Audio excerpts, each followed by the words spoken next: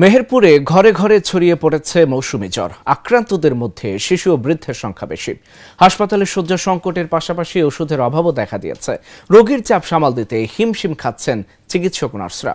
জ্বরের প্রকোপ, আক্রান্তদের ভোগান্তি সব মিলিয়ে নাজুক অবস্থা মেহেরপুর জুড়ে।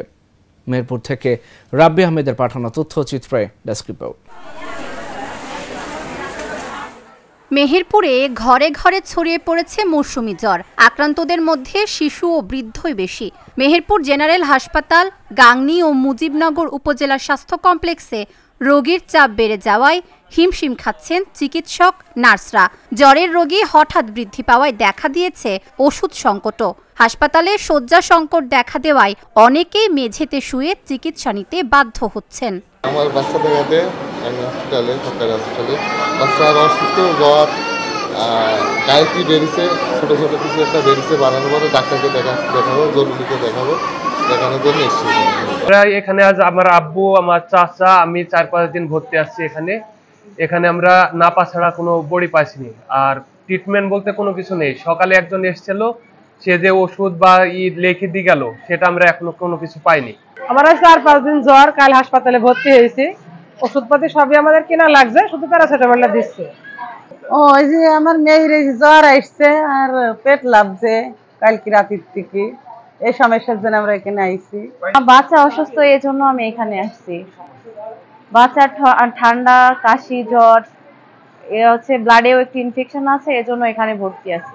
একদিকে রোগীর চাপ, অন্যদিকে শয্যা সংকট আর ওষুধের অভাব। তাই ঠিকমতো রোগীদের সেবা দিতে পারছেন না নার্সরা। গাংনী উপজেলা স্বাস্থ্য কমপ্লেক্সে অনেক রোগীর চাপ। আমরা সবাই চিকিৎসা দিতে খুবই হিমশিম খাচ্ছি। রাত্রে 50টা 60টা রোগী ভর্তি হয়। জায়গা স্বল্পতা, ওষুধ স্বল্পতা, এগুলা না দিতে পারলে রোগীদের কাছে আমাদের খারাপ হতে হয়, বলে যে ডাক্তার সিস্টাররা রোগীর ওষুধ মেরি খায়নি। চিকিৎসকদের মতে প্রতিদিন গড়ে 100 থেকে 150 জন শিশু হাসপাতালে চিকিৎসা নিতে আসছে। শিশুর পরিমাণ একটু বেশি আছে এখন পর্যন্ত। গড়ে এভারেজে আমারই 60 থেকে 70-এর উপরে দেখতে লেখা লাগে। ঠিক আছে, আর ওইদিকে এখন 108 নম্বর আছে, ওখানেও দেখে, আবার অন্যান্য ইমার্জেন্সিতেও দেখা হয়। তো গড়ে 100-150 এরকম বাচ্চা কিন্তু পাওয়া যায়।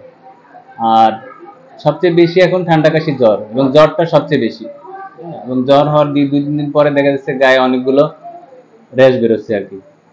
এই ইয়েটা বেশি আসতেছে। আর সাথে সাথে যে জ্বরের সাথে একটা খিঁচুনি যে রোগ, এইটাও দেখি এখন পরিমাণটা অনেক বেশি। আমার ওপরে 3-4টে ভর্তি এইরকম আসে। সাধারণত কয়েকদিন পর পর এরকম আসে, কিন্তু এই কয়েকদিনে দেখলাম যে বেশ জ্বরের সাথে খিঁচুনি এই রোগও বেশি আসতেছে। আর ঠান্ডা, কাশিটাই সবচেয়ে বেশি আসতেছে। ডাক্তার ও ওষুধের স্বল্পতা থাকলেও সমন্বয় করে রোগীদের বিভিন্ন পরামর্শ ও ওষুধ দেওয়া হচ্ছে বলে জানালেন এই কর্মকর্তা। এখন যেহেতু বর্ষাকাল এবং বৃষ্টির সময়, তো এখন প্রচুর পরিমাণে আমাদের গাংনী হসপিটালে জ্বরের রুগী, সর্দি, কাশি এগুলি রুগী আসতেছে। তার সাথে আমাদের নতুন যুগ হয়েছে ডেঙ্গু এবং হালকা পাতলা করোনার সিমটম নিয়েও আসতেছে। তা আমাদের যে লোকবল সংকট, এটা আপনারা সবাই জানেন। তাই এই অল্প লোকবল দিয়ে আমরা আমাদের যথাসাধ্য সবাইকে চিকিৎসা সেবা প্রদান করা হচ্ছে। আমাদের এখানে যে জ্বরের রোগীগুলি আস্তে আস্তে এখন গত 1-2 দিন ধরে একটু আস্তে আস্তে কমা শুরু হয়েছে। হ্যাঁ, বৃষ্টির পরিমাণটা যেহেতু কমা শুরু হয়েছে, কিন্তু প্রত্যেক দিনই আমাদের রোগীর প্রচুর চাপ। গত 1 সপ্তাহে মেহেরপুর জেনারেল হাসপাতাল, গাংনী ও মুজিবনগর উপজেলা স্বাস্থ্য কমপ্লেক্সে প্রায় 5000 রোগী চিকিৎসা নিয়েছেন।